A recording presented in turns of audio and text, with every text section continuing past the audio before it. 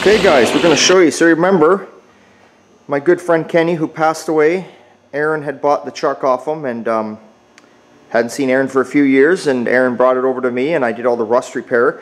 Now he's got a long ways to go on this truck. He's going to be fitting a 350 engine in here, carbureted. He wants to kind of make it old school style, so he's got to pick up some different doors, some different front fenders, but I've got the cab. All the rust, as you can see, is taken care of. We got Bruce working on the rough end of the bodywork. What we're doing for Aaron is we're going to do the rough end only of the bodywork, put it in first primer, and then give him the truck, because he's got a lot of stuff he's got to figure out how he's going to do things, where he's going to put things.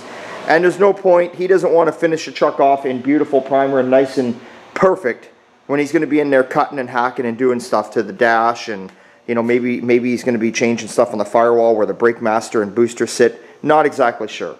But metal work is all done. You remember I put all the front cowl area in, the cab corners and the floors. Like I say, Bruce is just going to town here. Should be ready in the next day or two here for primer. Someone had started stripping the truck down to bare metal. Of course, then we had to get in there and finish it. So that takes a bit of time. Here, we'll get in here so you can see. Floors are a bit dusty, but there's all the new floors in there, the brand new steps. Either side. Beautiful dash. At least whoever did have the truck over the years never did cut the dash up. That's a wonderful thing. I can't stand it when you see a dashboard that's been all cut up. You know, it's just nice to have a piece you can just start with fresh, right? So that is what's been going on there. Now, the little 81 Ford pickup. Well, Chris has got the propane tanks in there. Yes, it's on propane. You remember, this gentleman here, Paz, Mike, we'll say, his name is Mike, owns Paz Fuels out in Aldergrove. Anyway, he bought this truck when he was 16, just to freshen you guys up on the story. And his dad was a mechanic, and he said, there you go. He says, you're going to get yourself this truck. That's good. He says, let's stick it on propane, because back then, gas was like probably, I don't know, I'm trying to go by his age. I don't know, you know, his exact age, but back then gas would have been 80, 90 cents a liter, or propane was, no, it was probably 60, 70 cents a liter back then actually for gas, and propane was 19 cents a liter. And I know all about propane. You don't need to tell me, because I worked in a propane conversion place. I did it for 12 years straight. Taxi cabs, pickups, cars, 1 tons, 3 tons, 5 tons. I fucking did them all. Anyway, Chris is going to town here. He's got the inside together, wiring in. No, we are not using this steering wheel. It's just on there to turn the truck around. He's not going crazy, as you can see. You remember the color. We painted all inside this beautiful gray. See it better on the firewall and up on the hood. He's kind of going, look at that engine reflect inside that hood. He's kind of going for the gray with all the black trim look. Wheels and tires are obviously going, they're just on there from the day. So there's your propane system. So those of you that are into propane and you get a bit confused sometimes and you don't know what's what, this is called a mixer. A mixer takes the place of your carburetor. Now what happens here, let's start from the beginning. You got your fuel tanks that are in the back of your vehicle, okay?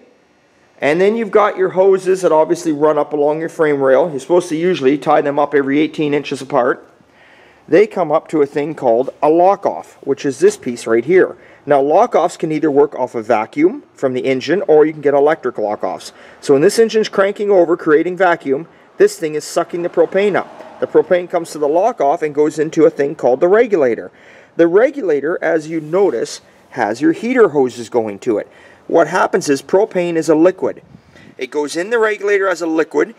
There's at the very bottom of this regulator is where the liquid is. Your antifreeze, or you got to have lots of antifreeze in your vehicles. Can't run straight water.